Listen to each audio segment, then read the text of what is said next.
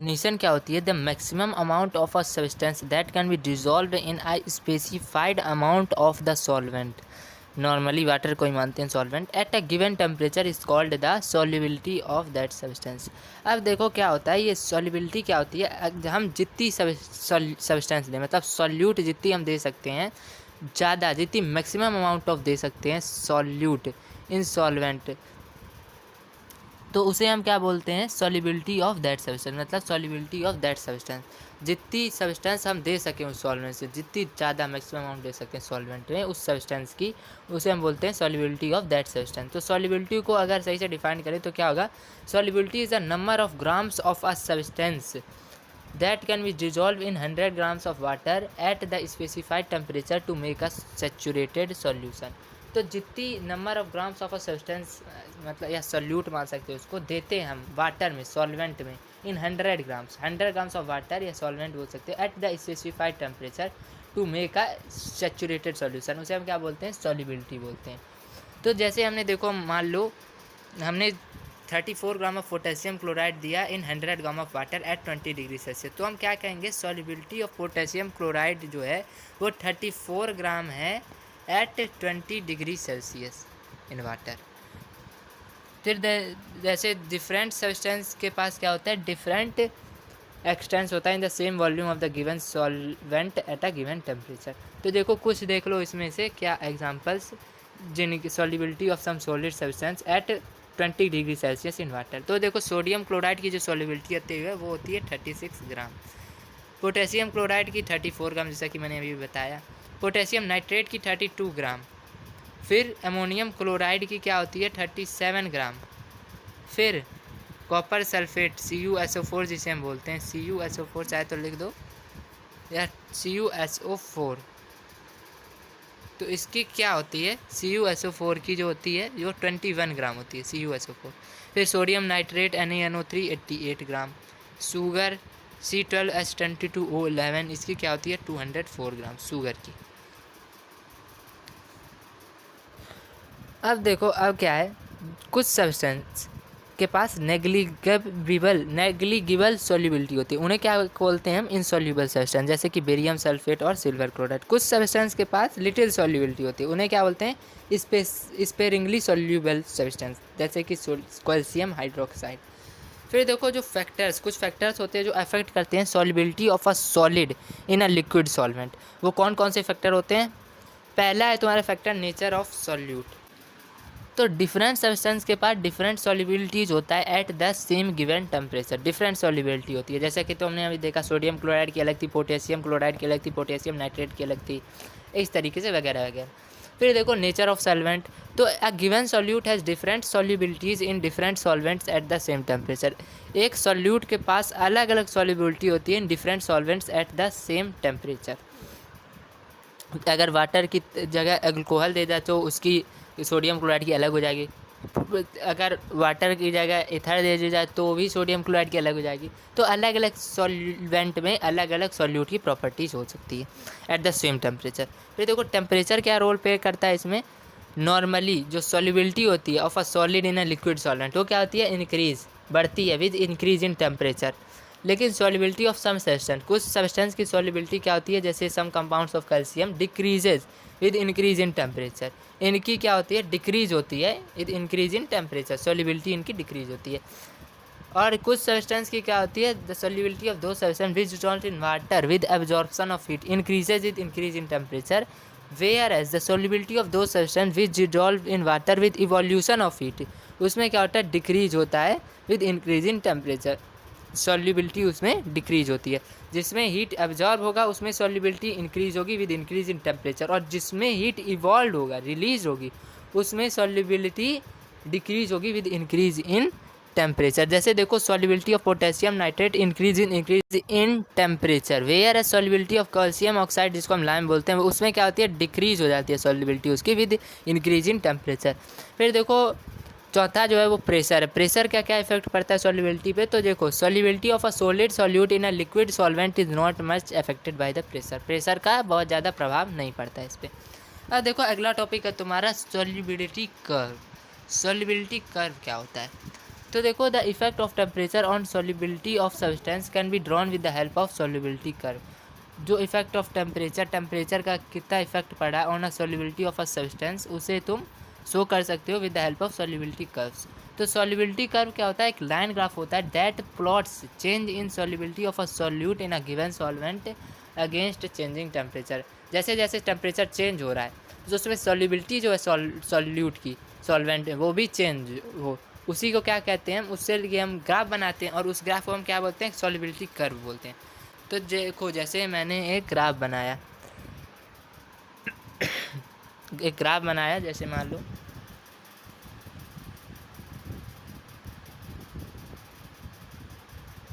एक ग्राफ बना रहा हूँ मैं।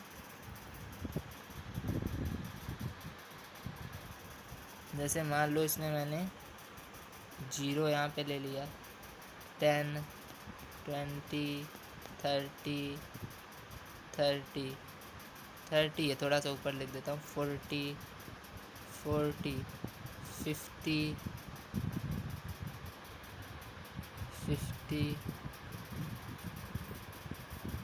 60, 70 है,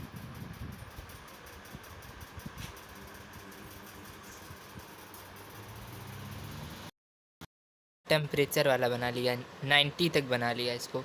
और यहाँ इस तरफ क्या बना रहे हैं हम? सॉल्युबिलिटी इन ग्राम पर 100 ग्राम ऑफ वाटर। सॉल्युबिलिटी मतलब सॉल्यूट डालेंगे 100 ग्राम ऑफ वाटर में कितना।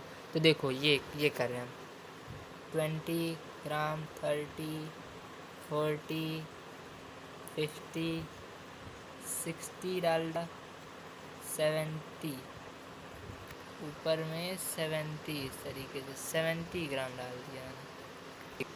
तो देखो 70 ग्राम तक डाल दिया मैंने। यहाँ पे 90 तक कर लो, टेम्परेचर को कम बहुत ज़्यादा कर सकते हो।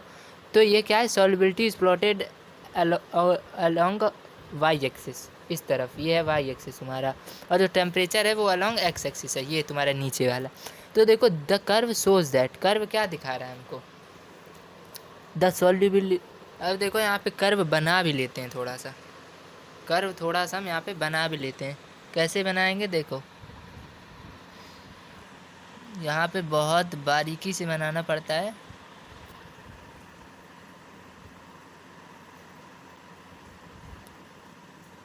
अब जैसे देखो, CaSO4 का बनाना है, CaSO4 बना रहे हैं हम। थोड़ा सा 10 को नीचे करके 10 के नीचे से यहाँ ले जाएंगे, मानो 100 मान लो इसको, 90 के आगे थोड़ा सा ले जा रहे हैं, 100 मान लो इसको। यहाँ मैंने बना दिया CaSO4, ठीक, ये चीज़। फिर देखो यहाँ क्या बनाया मैंने, NaCl, थोड़ा सा यहाँ बनाता हूँ, NaCl, यहाँ बना दिया मैंने NaCl, ये चीज़। फिर यहाँ बनाता हूँ मैं अभी 10 से ही रख के 50 तक इसको ले जाऊंगा। फिर यहाँ बनाऊंगा मैं इसको 40 तक, थोड़ा 35 तक। इसको मैंने बना दिया Na2SO4, Na2SO4, ये इस तरीके से। फिर बनाऊंगा मैं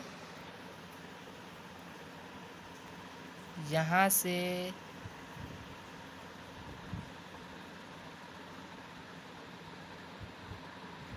KCl, फिर एक मैं और बनाऊंगा यहाँ पे, 1-2 यहाँ मैं बनाऊंगा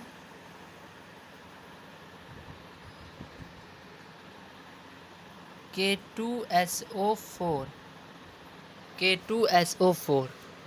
फिर क्या बनाऊंगा मैं? फिर बनाऊंगा यहाँ पे थोड़ा सा हल्का सा, ये लाइन खींच दीजिए, यहाँ पे नीचे तक आ गया ये लाइन। फिर मैं देखिए बनाऊंगा, ध्यान से समझना, यहाँ मैं बनाऊंगा, अब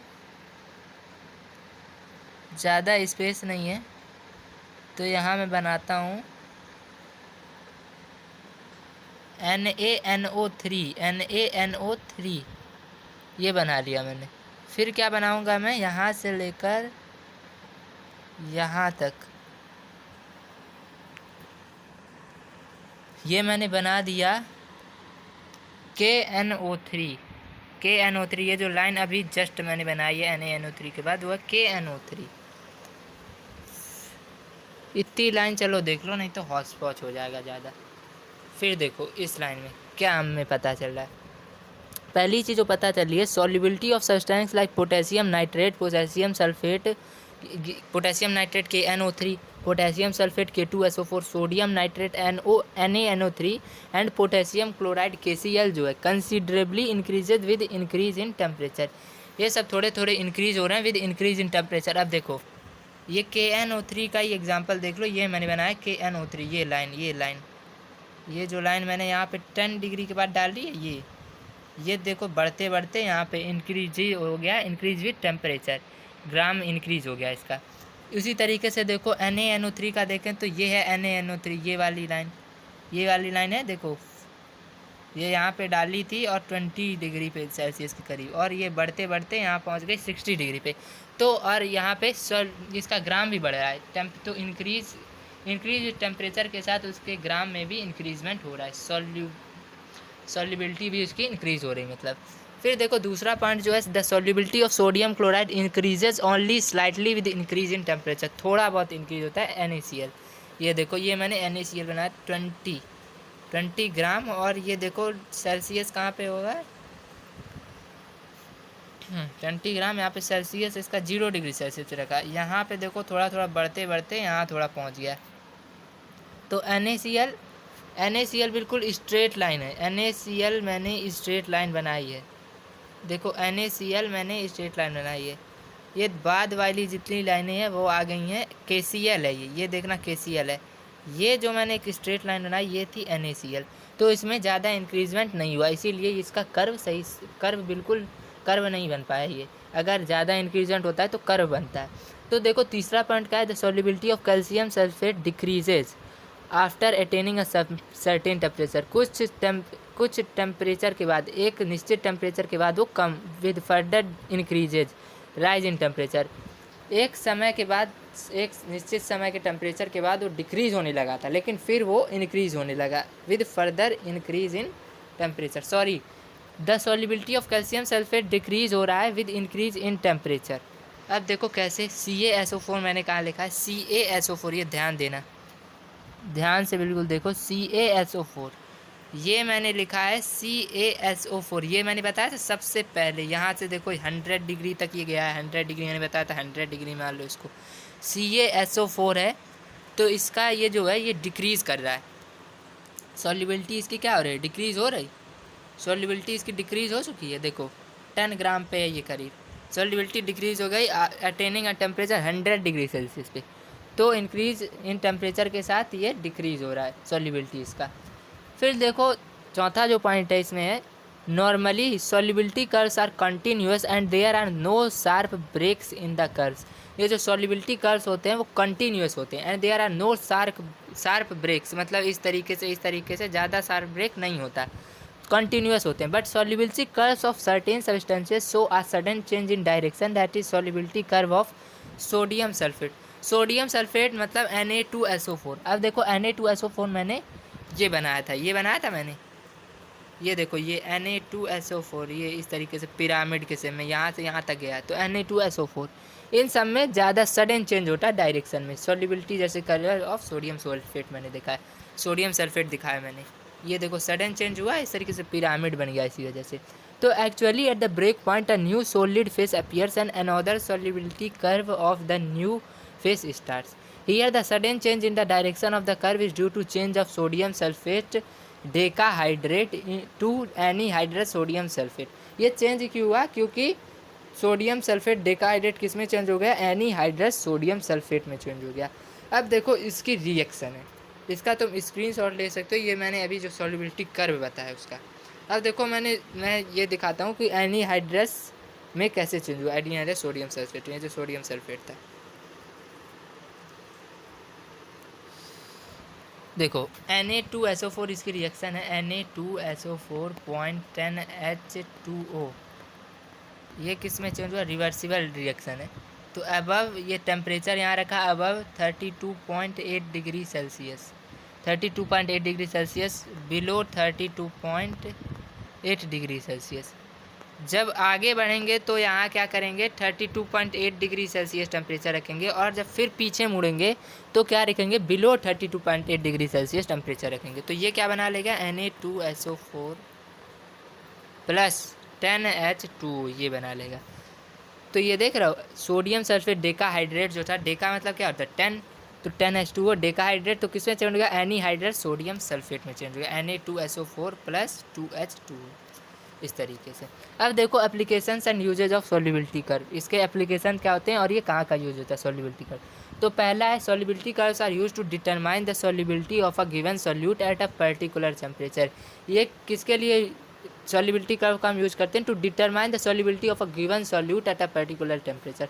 मतलब उसकी सॉल्युबिलिटी मतलब वो कितना 100 ग्राम ऑफ वाटर में कितना उसका मैक्सिमम अमाउंट हो सकता है, इसको मतलब जानने के लिए। फिर दूसरा है देखो, they are used in comparing the solubilities of different substance in a particular solvent at some specified temperature.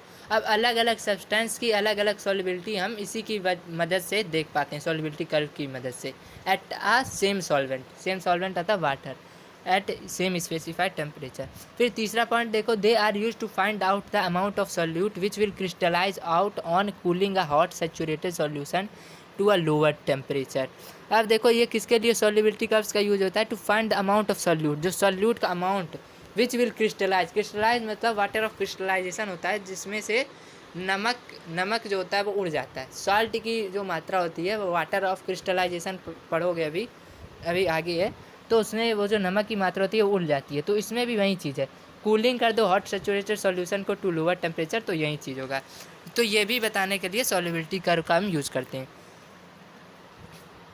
फिर है इन द सेपरेशन और प्योरिफिकेशन ऑफ सॉल्यूट्स, इसमें भी यूज होता है। देखो solubility curves help in the separation and purification of solutes by fractional crystallization. Fractional crystallization पहले पढ़ा होगा 7th क्लास में, 8th क्लास में फ्रैक्शनल डिस्टिलेशन होता है, किस तरीके से हम लगाते हैं, इसमें होता है फ्रैक्शनल क्रिस्टलाइजेशन, इसका भी एक प्रोसेस होता है। तो इसके लिए भी ये मदद करता है, इसमें भी प्योरिफिकेशन में, सॉल्यूट्स के purification. The solute having lower solubility will crystallize out first on cooling a solution. जिसकी लोअर सॉल्युबिलिटी है वो क्रिस्टलाइज आउट हो जाएगा पहले ही ऑन कूलिंग अ सॉल्यूशन। अब देखो solubility of gases in water, ज़्यादातर गैसेस क्या होते हैं वाटर में मोर और लेस एक्सटेंट तक सॉल्यूबल होते हैं, मोर और लेस एक्सटेंट, कुछ ज़्यादा होते हैं गैसेस मतलब सॉल्युबल हो जाते हैं और कुछ कम होते हैं। That is oxygen of air is sufficiently soluble in water to allow the sustenance of aquatic life in rivers, lakes, pond, seas and oceans. अब देखो ऑक्सीजन गैस जो होती है वो वाटर में अच्छे से घुल मिल जाती है, इसी वजह से जो सीज जो रिवर्स, लेक्स, पॉन्ड्स, ओशंस ये होते हैं, इसमें एक्वेटिक लाइफ जो होती है वो सर्वाइव कर पाती है इसी वजह से। क्यों? क्योंकि ऑक्सीजन घुल जाता है, ऑक्सीजन सबको नीड होती है इसी वजह से। तो देखो इफेक्ट ऑफ प्रेशर, इसी में है solubility of gases and water. तो इफेक्ट ऑफ प्रेशर, अब देखो इसमें क्या है, अकॉर्डिंग टू हेनरीज मतलब एक वैज्ञानिक हुए थे, उनके लॉ के अनुसार क्या है, the mass of a gas, उन्होंने एक लॉ दिया, the mass of a gas that dissolves in a definite volume of the liquid at a constant temperature is directly proportional to the pressure of the gas provided the gas does not react chemically with the liquid, मतलब कि water के साथ। In simple words अगर इसे हम कहें तो क्या होगा, the solubility of a gas in a liquid is directly proportional to the pressure of the gas provided temperature remains constant. दो solubility of gas in a liquid होता है वो डायरेक्टली प्रोपोर्शनल होता है किससे, to the pressure of gas. Pressure बढ़ाओगे तो solubility of a gas in a liquid बढ़ेगी, प्रेशर घटाओगे solubility of a gas in a liquid घटेगी। Provided temperature remains constant, temperature स्थिर होना चाहिए, स्टेबल होना चाहिए, टेम्परेचर घटे बढ़े नहीं, तब ये चीज़ होगी। फॉर एग्जाम्पल जैसे to increase solubility of carbon dioxide in soft drinks और सोडा वाटर में कार्बन डाइऑक्साइड की सॉल्युबिलिटी बढ़ाने के लिए क्या करते हैं, bottles are sealed under high pressure of carbon dioxide, bottles को सील कर दिया जाता है under high pressure of carbon dioxide. तो इसीलिए जब हम बॉटल की कैप खोलते हैं तो प्रेशर उसमें से रिलीज होता है और carbon dioxide comes out of water, carbon dioxide भी वाटर के साथ बाहर आता है विद अ फिज, इस तरीके से आवाज़ आती है, एक साउंड आता है इस तरीके का। तो वही चीज़ होता है ये, इसमें इफेक्ट ऑफ प्रेशर होता है उसमें। फिर देखो अगला इसमें है टर्म इफेक्ट ऑफ टेम्परेचर। तो solubility of a gas in a liquid decreases with rise in a temperature. तो जो solubility of gas in a liquid होती है वो डिक्रीज होती है with rise in temperature. Therefore gases dissolve more readily in cold water than in hot water. इसी वजह से गैस कोल्ड वाटर में जल्दी सॉल्यूबल हो जाते हैं, डिजॉल्व हो जाते हैं compare to hot water. When water is boiled, जब तुम वाटर को बॉयल करते हो तो गैस बबल्स दिखते हैं तुम्हें। तो कौन से बबल्स होते हैं? Are the bubbles of dissolve air which comes out of water on raising the temperature of water as solubility of the gas that is air in water decreases with rise in temperature. तुम temperature बढ़ाया तुमने, इसी वजह से वो gas bubbles के रूप में बाहर आ गई, इसी वजह से। अब देखो अगला टॉपिक है तुम्हारा हाइड्रेटेड सब्सटेंस। ये हाइड्रेटेड सब्सटेंस क्या होता है?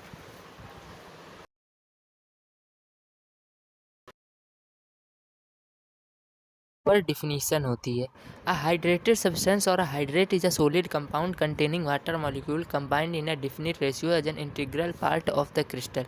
अभी हाइड्रेटेड सब्सटेंस मतलब क्या होता है? हाइड्रेशन होता है जिस किसी सब्सटेंस में, सॉलिड सब्सटेंस में वाटर हो as an integral part of the crystal, उसे हम कहते हैं हाइड्रेटेड सब्सटेंस या हाइड्रेट। अ कॉमन हाइड्रेट कौन कौन से होते हैं? ब्लू विट्रोल या क्रिस्टल फॉर्म ऑफ कुप्रिक और कॉपर सल्फेट बोल सकते हो।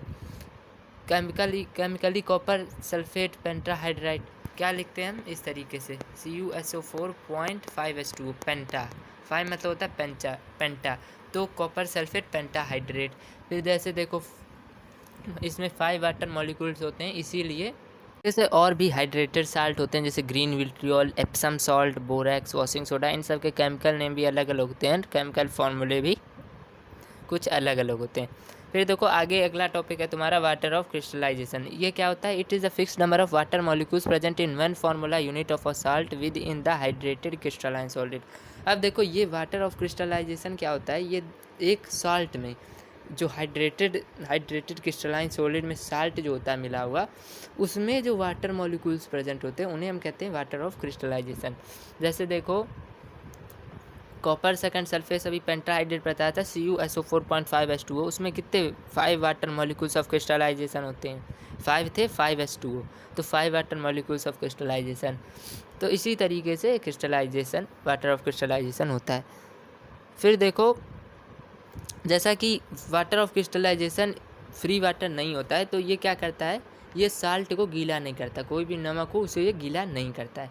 फिर देखो एनीहाइड्रस सब्सटेंस, एनी मतलब होता है AN मतलब विदाउट, और हाइड्रस मतलब होता है वाटर, तो इसमें नो वाटर, कोई भी वाटर नहीं होता, ये वाटर मॉलिक्यूल्स कंटेन ही नहीं करता एनीहाइड्रस सब्सटेंस। जैसे देखो इसका एग्जांपल है टेबल साल्ट।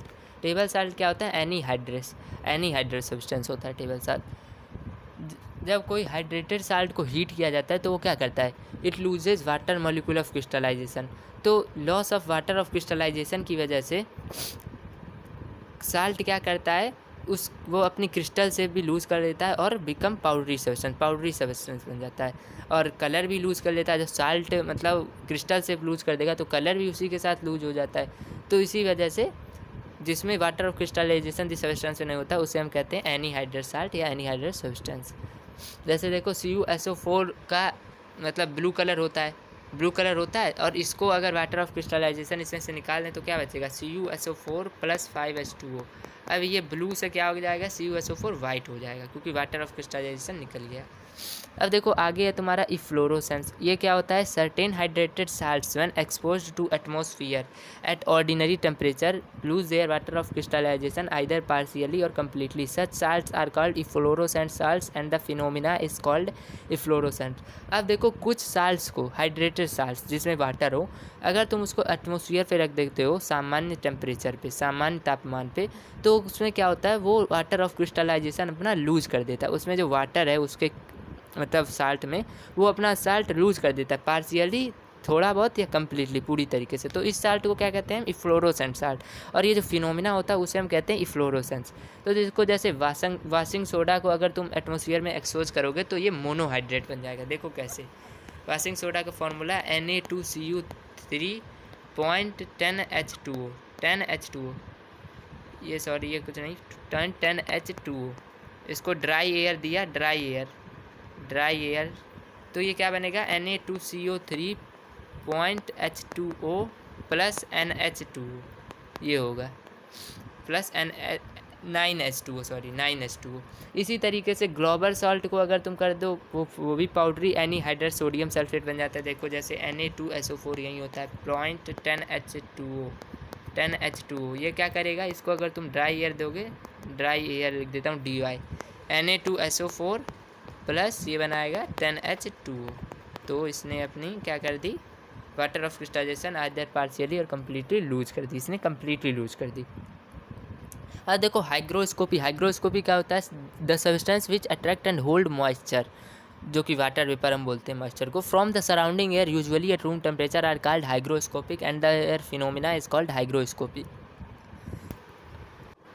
अब देखो कुछ सब्सटेंस क्या करते हैं, कुछ सब्सटेंस जो होते हैं, कुछ साल्ट, वो क्या करते हैं, अट्रैक्ट कर लेते हैं, होल्ड कर लेते हैं मॉइस्चर को, जो नमी होती है, नमी जो होती है अगर रूम में सराउंडिंग एयर में, तो उसे जो सब्सटेंस होल्ड कर लेते हैं उन्हें क्या कहते हैं, हाइग्रोस्कोपिक सब्सटेंस या हाइग्रोस्कोपी इस फिनोमिना को बोलते हैं। अब देखो हाइग्रोस्कोपिक सब्सटेंस कौन होता है, cotton, honey, glycerine, ethanol, methanol, concentrated sulphuric acid जिसे तुम कॉन्क H2SO4 लिखते हो, सल्फ्यूरिक एसिड, ये सारे क्या होते हैं तुम्हारे हाइग्रोस्कोपिक सब्सटेंस के एग्जाम्पल होते हैं।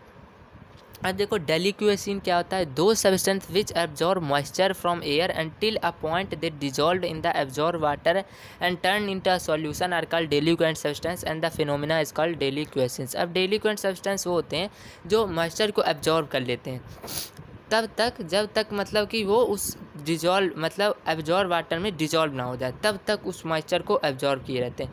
जब वो मॉइस्चर में डिजॉल्व हो जाते हैं तो उससे क्या कहते हैं हम, और सॉल्यूशन बना लेते हैं, मॉइस्चर में डिजॉल्व होकर सॉल्यूशन बना लेता है सॉल्ट, तो उसे क्या कहते हैं, डेलिक्वेंट सॉल्ट या डेलिक्वेंट सब्सटेंस भी बोल सकते हो, और फिनोमिना को क्या कहते हैं, डेलिक्वेशंस। तो ये क्या होता है, एक्सट्रीम कंडीशन ऑफ हाइग्रोस्कोपी एक्टिविटी भी बोल सकते हो इसको, डेलिक्वेशंस को, क्योंकि वो मिलता जुलता है थोड़ा सा। तो देखो कॉस्ट, इसके एग्जाम्पल्स क्या है, कॉस्टिक सोडा जिसे तुम NaOH बोलते हो, कॉस्टिक पोटैश KOH जिसे तुम बोलते हो, कैल्शियम क्लोराइड CaCl2 वगैरह वगैरह। अब देखो आगे ड्राइंग एजेंट, ये क्या होता है, drying agent is a chemical which removes moisture and excess of water present in a substance which is not chemically bond to it.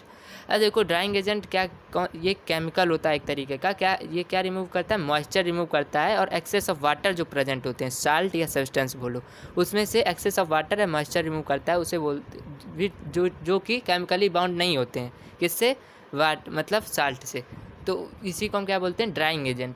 ये एक तरीके का केमिकल होता है। तो ये क्या करता है, ड्राइंग एजेंट बस वाटर को रिमूव करता है without affecting the chemical composition of the substance. अब देखो ड्राइंग एजेंट का एग्जांपल क्या है, जैसे सिलिका जेल, फॉस्फोरस पेंटा ऑक्साइड जिसे तुम P2O5 लिखते हो, इस तरीके से conc sulphuric acid H2SO4, quicklime CaO लिखते हो, ये सारे तुम्हारे ड्राइंग एजेंट होते हैं। फिर देखो आगे तुम्हारा dehydrating agent. Dehydrating agent removes water which is chemically bound to a substance that is water of crystallisation, it also removes element of water from compounds. अब ये देखो ठीक उल्टा है ड्राइंग एजेंट का। इस ड्राइंग एजेंट में क्या आता है, वो बस वाटर रिमूव करता है, एक्सेस ऑफ वाटर, लेकिन ये क्या करता है, वाटर ऑफ क्रिस्टलाइजेशन जो कि केमिकली बाउंड है सब्सटेंस से, तो ये क्या करता है, केमिकली बाउंड सब्सटेंस को डिहाइड्रेटिंग एजेंट रिमूव करता है।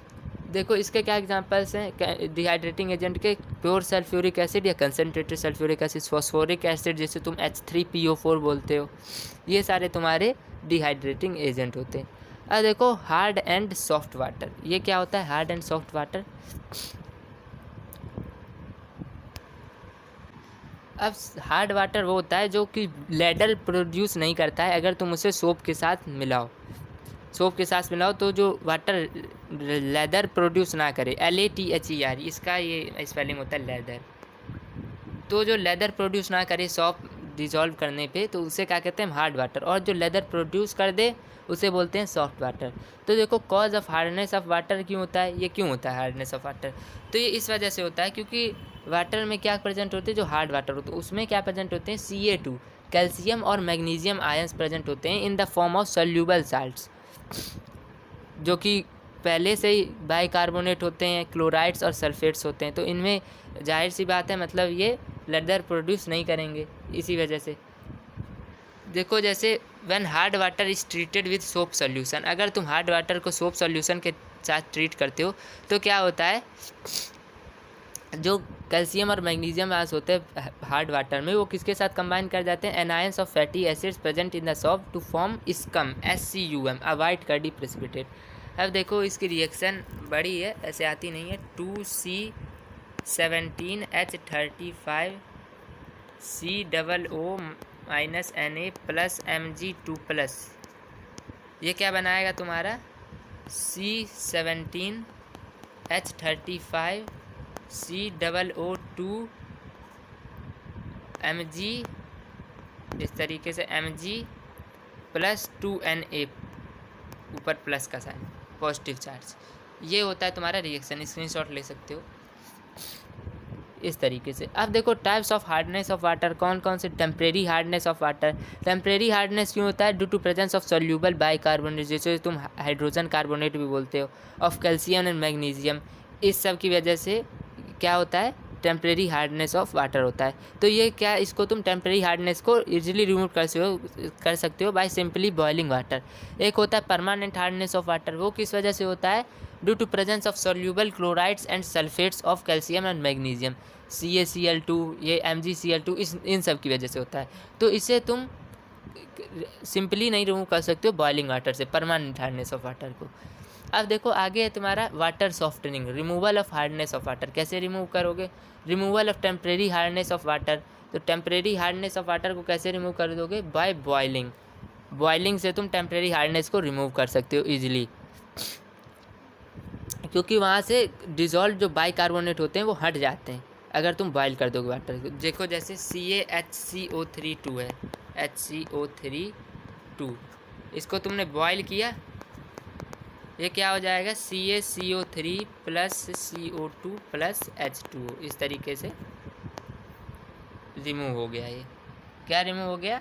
इसका जो वाटर हार्डनेस था वो रिमूव हो गया। अब removal of permanent hardness of water कैसे करोगे? By addition of washing soda. अगर तुम वॉशिंग सोडा ऐड कर दोगे Na2CO3.10H2O, ये बताया था मैंने फॉर्मूला वॉशिंग सोडा का, वो कर दोगे तो तुम्हारा परमानेंट हार्डनेस ऑफ वाटर भी रिमूव हो जाएगा। फिर देखो एडवांटेज और डिसएडवांटेज क्या होते हैं सॉफ्ट वाटर हार्ड वाटर के। सॉफ्ट वाटर क्या करता है? रेडिली फॉर्म्स कर लेता है लेदर, और सॉफ्ट वाटर क्या होता है? Makes skin feel smoother. इससे तुम अगर सॉफ्ट वाटर से करोगे तो तुम्हारा स्किन स्मूदर बना रहेगा, हेयर सॉफ्टर होंगे। और क्रॉकरी और यूटेंसिल्स को अगर सॉफ्ट वाटर से यूज करोगे तो मतलब क्रॉकरी में बहुत ही कलरफुल होगा, क्रॉकरी एकदम बिल्कुल, मतलब उसका रंग रस्ट नहीं लगेगी एकदम से। फिर देखो डिसएडवांटेज क्या होता है सॉफ्ट वाटर को। सॉफ्ट वाटर इसमें क्या होता है? इसमें मिनरल्स नहीं होता है, सबसे मेन डिसएडवांटेज। ये क्या करता है सॉफ्ट वाटर? हार्ट एलिमेंट्स और कोरोनरी डिजीज़, ये मतलब इसका कॉज करता है इसको।